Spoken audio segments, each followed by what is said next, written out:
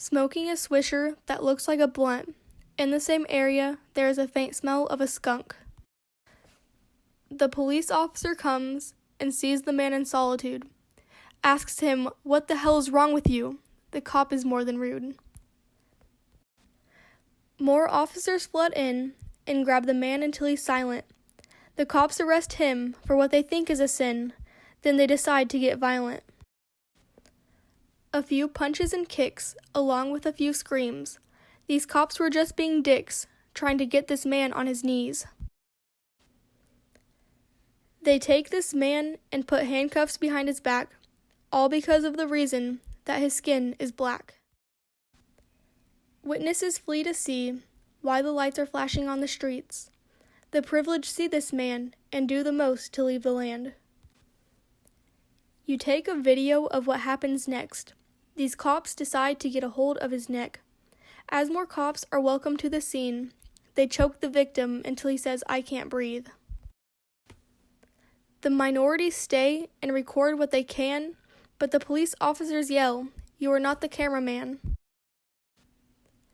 They tell you to back away, their voices becoming more aggravated. You tell them you're going to stay, because this man was being incarcerated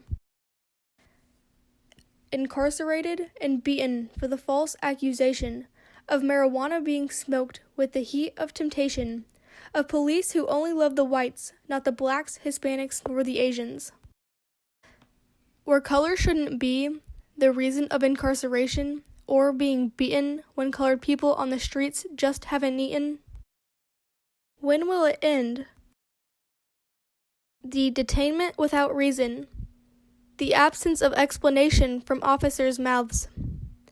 The use of unnecessary force against those who are innocent, and those refusing to make a statement and just sit on their couch.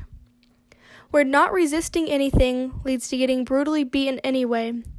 Where the screams of those people seem to never become silent, and officers seem to always get away. When will it end? The purple and blue bruises upon the necks and the arms of the people who are not the privileged whites. The unnecessary force, along with the screams of bloody murder relating to the state of agony, as if the use of the baton on top of a victim's head 12 times was not enough.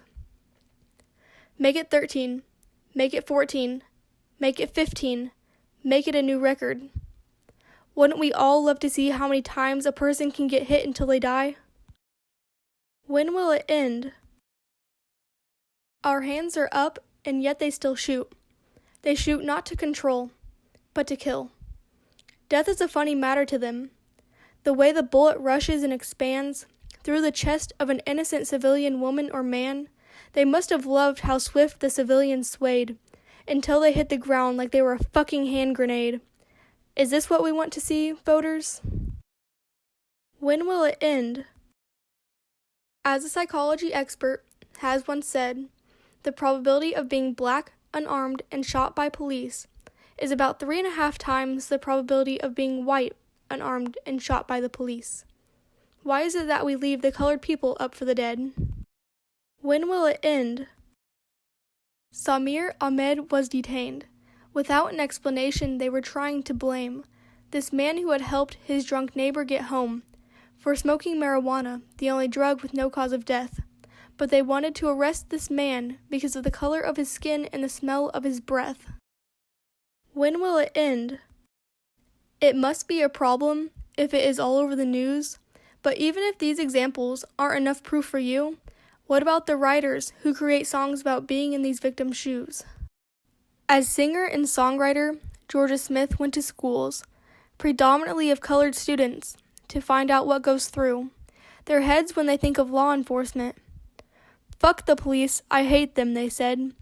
And when asked what they have done to them personally, the student said nothing, "I just hate them," assuming that cops just want them dead. When will it fucking end? They use hotspot policing, not in areas with the most crime, but in places with the most diversity. They want these people to do the time. I wish myself and others could understand their thought process. Why would chiefs allow their officers to get involved in patrolling that simply always leads to murders? In 2019, 1,099 people we should have remembered, because that's how many people were killed, where 24% of those people were black, most who were dismembered.